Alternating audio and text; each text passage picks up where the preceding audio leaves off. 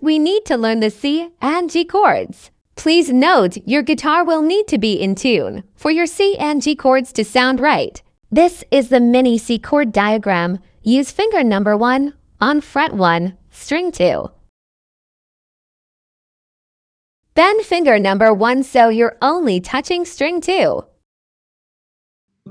Good. Now strum the bottom 3 strings to play the chord. Great. Now let's look at the G chord. This is the mini G chord diagram. Use finger number 3 on fret 3, string 1.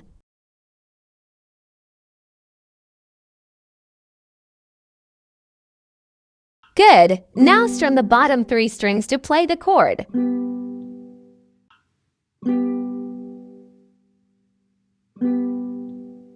Here is a demonstration of me playing C, then G, then C, then G. Practice going back and forth until the change is smooth.